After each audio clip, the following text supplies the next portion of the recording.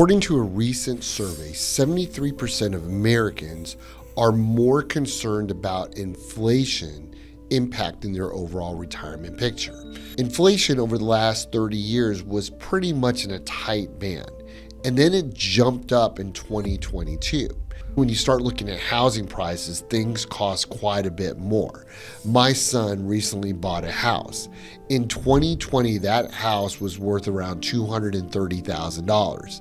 Today, that same house that he just bought 5 years later is $330,000. That's almost a 50% increase in housing prices. The question is inflation here to stay? I believe it is. And why is that? You have an older population that's continuing to live longer.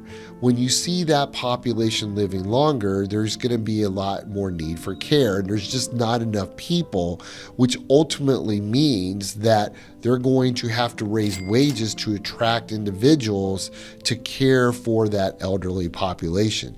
That cost will get passed to you, the consumer. And then the biggest thing is our national debt.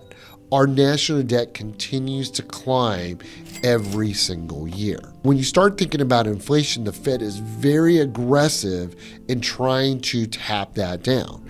Why is that? Well, if you have $1 million today, over the next 20 years, let's just assume 2% inflation, your purchasing power will be reduced to about $640,000. Well, just a little bit more inflation of 0.5%, so 2.5%, that $1 million is now diminished to about $530,000. So that's significant when it comes to your ability to make that money last. The other thing to consider when it comes to inflation for retirees is the cost of long-term care. Imagine prices for healthcare or property taxes increasing twice as fast as the rest of your budget. Well, how would that impact your spending plan? Well, that's what's happening when it comes to long-term care. Now, one of the financial gurus in our industry is Suzy Orman, teaching financial literacy for over 25 years. Now, Suzy Orman shares a story about her mom's refusal to buy long-term care.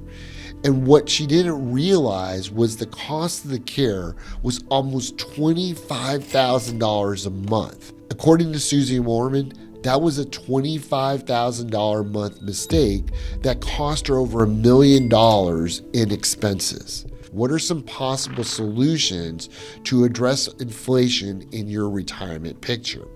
One of the strategies out there is to look for products designed to hedge against inflation.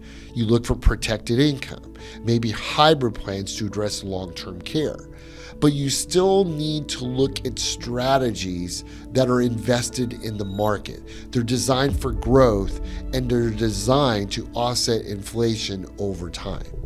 Inflation is a real thing, and it's one of those risks that needs to be addressed to make sure that you have enough resources to help make your money last.